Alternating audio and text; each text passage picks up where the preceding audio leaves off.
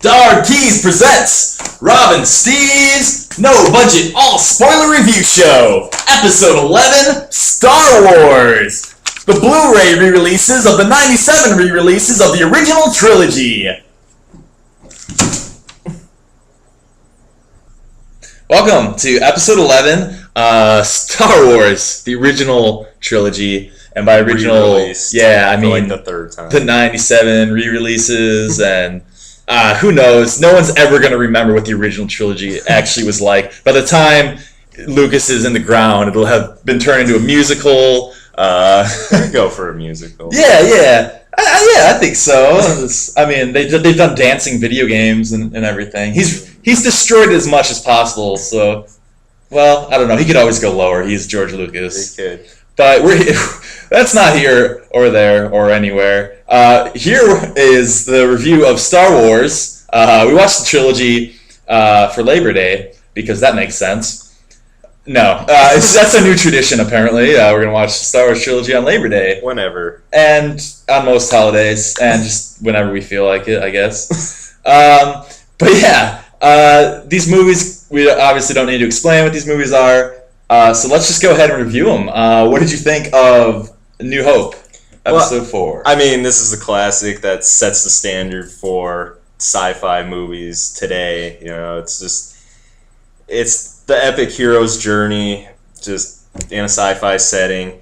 Not much you can really say about the original. The only thing I can really say is the ending has never sat well with me. Yeah. It's just always felt kind of tacked on.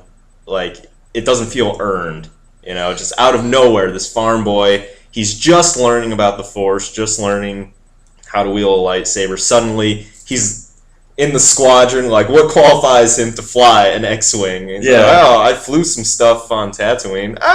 Here you go, man. Here's this $20 million X-Wing. Jump in the cockpit.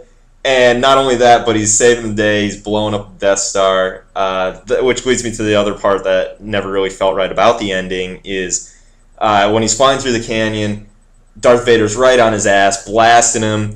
Han Solo flies in at the last minute, shoots Darth Vader's ship, saves the day, allows Luke to blow up the Death Star. But the music never changes. Like, you never feel like it doesn't, like... There's no heroic... Yeah! Like, it's still that staunch, like, pounding, like, whoa, what does that really change? Is he going to make it? I don't know. Now, did John Williams fall asleep, or is this because of the edits that he made that it ruined? I don't know. We'll never know. No one will ever know what the original I just trilogy really was could have like. used, like, just an uplifting score right there. Like, yeah Han Solo's here. You just blasted the villain. Star. Yeah, but instead it's just, like, still just dum-dum, and, like, you just don't feel That's like... exactly how it goes. Just go to that scene and dum-dum, dum-dum.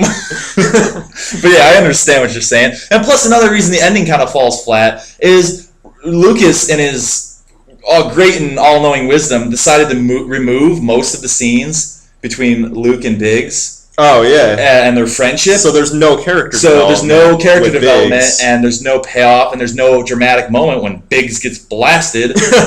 Thanks a lot, Lucas. Instead, he had to cram in more ass CG because, you know... Well, he removed the scenes of their characters bonding, but he didn't remove the dialogue at the end where they're like, hey, remember that time? Yeah. Remember how we used to blast those womp rats? That's how he decided to write the prequel trilogy. Hey, remember that one time we did that really cool thing? Yeah, we bonded then, huh? Yeah, that was great. Oh, Anakin, you'll be the death of me.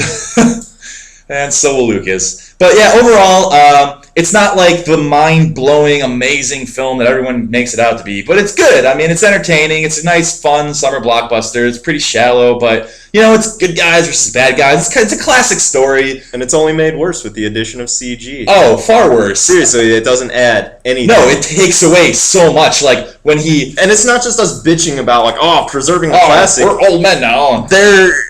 These CG shots are just added for no reason.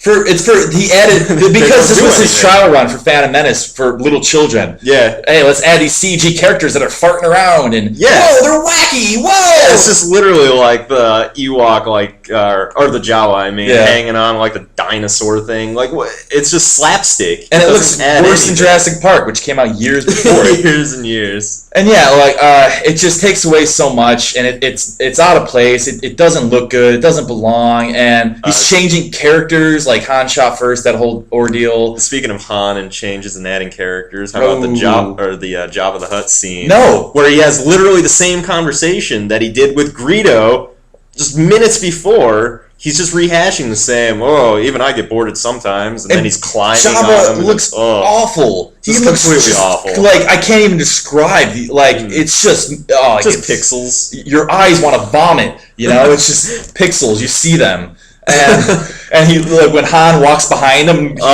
he does this super oh man. But he just felt this need, and you can see it through all the movies to connect everything. But all that does is Lucas is the master of shrinking his universe down to a dozen characters, and it ruins so much. And the original trilogy, you don't get to see Jabba until Return of the Jedi. Yeah, and then you're like, it's the big reveal. That's the big reveal. Oh my God, he's this crazy The entire time you're hearing about him. Who could this Jabba? Yeah, who is he? Who is this guy? And then you see he's a thug slug. It's crazy. Slug. So yeah, overall. But Empire, the best in the series. Clearly, I will fight anyone and argue that to the death. And he has. I have the bruises to prove it. It's just everything that's. Well, first of all, it's just great because it's the only Star Wars not directed by Lucas. That's true. Irving he finally Kershner steps back and says, "Hey, I'm not going to get my grubby little paws all over this." Those meaty little digits. Ooh. Irving Kershner did a great job of just taking this in a different direction. It's definitely the darkest of the series. It doesn't end on a high note. It's not triumphant. They're losing. The rebels are losing. He lost his hand. He finds out Darth Vader's his father. It's not a happy ending, and that's what makes a great movie. It's the quintessential sequel, the second film in a trilogy. It just that down note everything. And I just feel like the characters are at their strongest here. Mm-hmm. Like the acting and the dialogue and just everything comes together, and you're just like, yes, this is Star Wars. These are these characters, and they're developing relationships between Han and Leia. You get one of the best lines in movie history when she says, "I love you," and he says, "I know." And I still use that on women to this day, and it works every time. And then I get frozen. But yeah, the action is so good. There's so many varied locations, just jumping around from planet to planet. You go from the ice world of Hoth to the Cloud City and swamps. And, it's just amazing. Dagobah. And the characters here are just they're just so perfect. For example, Yoda. Amazing. I am such a sucker for Muppets and puppety creatures, and it's phenomenal. He is hilarious. Well, it's one of we the mentioned funniest scenes in any movie. Like we mentioned in our review of the campaign, you don't laugh at comedies. No, I do not laugh at comedies. But you were busting up. Because it's hilarious. He's this little Muppet. What's he doing? Frank Oz is great. He's just great as Yoda. He's just goofy. He's hitting R2 with a stick. So much personality and so much life to this little puppet, and he's just wacky and he's goofy and he's kind of insane and senile, but at the end he's wise and he's training and he's lifting X-wings with his mind. It's insane. It's just all the foreshadowing at play 2 with Darth being the father, and all that's ruined by the prequels. Mm-hmm. And Yoda becomes a CG mess of a complete emotionless. I'm stern and emotionless, and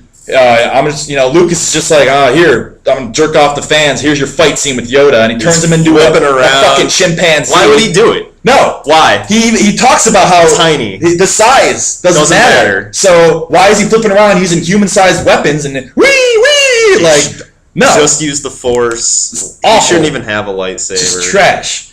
But here, this is the real Yoda, and it's amazing. The only Yoda you need. The only Yoda you need. And the only black guy you need, Lando, apparently. I think George is racist. But Billy D. Williams, smooth awesome. as shit. He is the shit. He needs to be on Leia an Expendables 3 with him and Carl Weathers. Carl Weathers, they're just damn it. And then they both need to be governors. That's the end of the story. Oh, yeah. But yeah, I don't know if there's really much else we can say. Everything's at its peak here. The fighting the special effects, the imagination, the creativity, like that is Star Wars, and it's a great film, and it's because George Lucas stepped away, hands off, and I would give this my first. Oh yeah. All right. Yeah. Oh, yeah. Okay. So apparently that's a good movie. A lot of shoulder and a lot of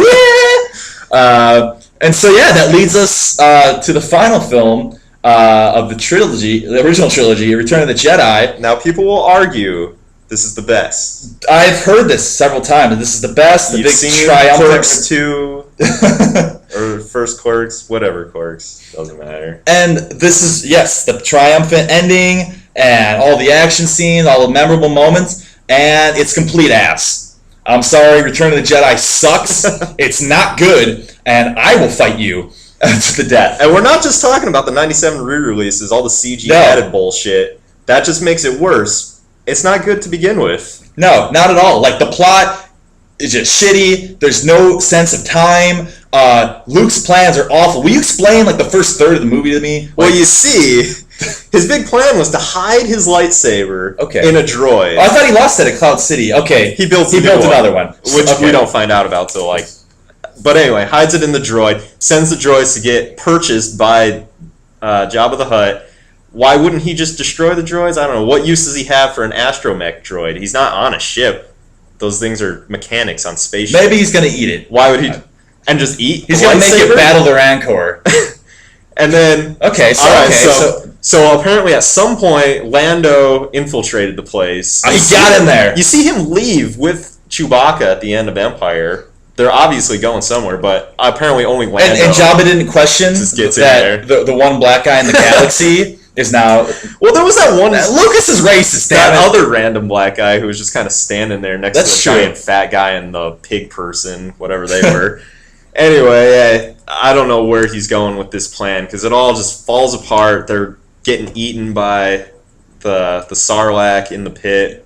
No, you just gotta wait. He's been waiting. It's all part of his plan for everyone to get captured, for him to battle the Rancor, all of his lightsaber. All of the major players in the rebellion, and they're taking this little side trip, this little field trip to go to Tatooine to rescue Han. What if he lost? What if Jabba the Hutt just killed him? That just ends the rebellion. And he's just digesting for 1,000 years. That's all the sequels. But speaking of getting digested by the Sarlacc, how about Boba Fett, the greatest bounty hunter in the galaxy? Somebody explain to me. You mean one of the worst characters in the galaxy? He's the best bounty hunter in the galaxy? What does he do? In Empire, he follows the Millennium Falcon. Okay, yeah, he follows it. Yeah, get him! And then? To Besman, where Darth Vader captures Han Solo. That's true, and he fucking stops bullets like Neo. And then gives Han Solo to Boba Fett, who takes it back to Jabba the Hutt. This is mine now. There's another shitty thing that Lucas does. You can't tell time periods, time frames of anything going on. So I don't know how long after Empire Jedi takes place, but apparently Boba Fett just chills at Jabba's palace. He got him. Yep. He won. And now he's just hanging out, flirting with girls, because he's a badass and the greatest bounty hunter. And then he meets his big demise. Yeah, he gets his one fight scene. He battles Han, right? Yeah. Shootouts. Oh yeah, we have an epic 20-minute fight scene with them. No, he gets killed on accident. He's blind. Han Solo's blind. Accidentally knocks him. He hits the ship, falls into the Sarlacc, digested for 1,000 years. I would argue the most overrated character in film history. Why do people love him? Because he's got a cool costume. Seriously, that's what he comes down to. He doesn't do shit. And then that leads to Django and the Clone Wars and the prequel. Django and Chains? But, anyway, that whole little diversion, though, that has nothing to do with a side story. That was an episode of the Star Wars TV show. A filler episode. And it's the first half hour of this movie. All right, now let's start the actual movie, and then I don't even know. There's lots of trees. It looks like a low budget film. They decided to shoot in the forest. They're just in Oregon or Washington State, literally, just walking around. Yeah, and then the plot is retarded, and oh, they're gonna rebuild the Death Star, and Which leads to the big dramatic ending where they blow up the Death Star. Didn't we already see this movie? except better a couple movies ago Because it didn't have Ewoks. The worst. Just the worst things. Teddy bear midgets taking on the Empire. Little people dressed as Warwick teddy bears. Davis. He should only be a leprechaun. I would love that. I would like Return of the Jedi if Warwick Davis showed up. Darth Vader, I heard you had me cool. He could grow into a giant Yeah, in person. space. He could use his lightsaber. Ooh. But With like added CG blinking now. More CG and like the action scenes are so they're unnecessary. Like they just wander into the woods and They just stumble. Oh, hey, here's some into the stormtroopers. Like, let's go and have a chase scene with bad special effects. And isn't this exciting? And who designed this vehicle to be used in the woods? Why does this thing that's made out of ether and cardboard, like 200 miles per hour, like 200 miles an hour into the woods? Like what? In one shot and it explodes. Who got paid to make that? Cheap imperial labor.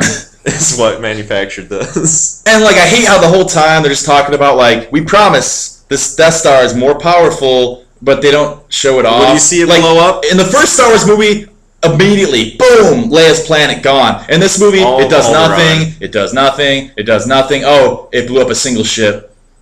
Really? That's what you got? That's what you got. And this is the end of this is gonna win the war here. We're gonna take this out with our bear people. It's an ass movie. I don't understand, why don't they put a shield generator? Why isn't that the first thing you build in your giant space station? Why is it on a separate moon?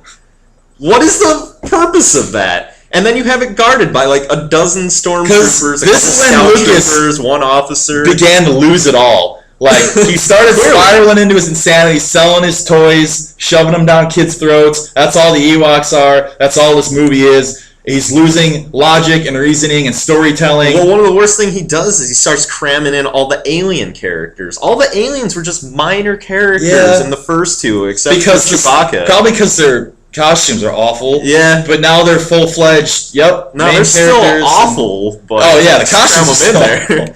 And you got Admiral Akbar with his classic line. Yeah, amazing, great. I'm not. Thanks, internet. Nope. But overall, I don't understand. Why didn't the rebels just blast the shield generator Why from didn't they do space? a lot of things? Just shoot it. You don't even need people on the ground. Just shoot it from space, and then just blow up the Death Star. Call it a day. Go home.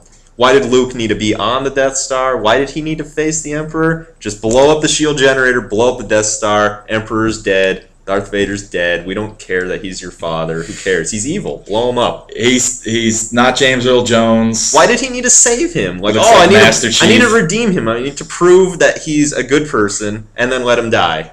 Why does that need to happen? Why does a CG Hayden Christensen need to appear? Get him out of here. He's a shitty actor. Even in the one scene where he just kind of shows up in CG form, you can tell that guy's a shitty actor. That's not good at all. Get him out of here. You should definitely not portray the most popular villain. No. Speaking of shitty CG, is it worth mentioning Cy Snoodles? Oh, Cy Snoodles. Oh, that dance number. The death of Cy Snoodles. Again, just Lucas, just losing his mind. Hey, let's take an aside from the aside of the story and have a dance number with CG. Like a 5-minute long dance I'm telling you, that's why he decided to convert to 3D. When they're in with the lips and the mouth. And, whoa, the spit, and fuck you. George Lucas, you're a fucking bastard and your movie sucks. That's the end of the goddamn review. Fuck you. I'm out.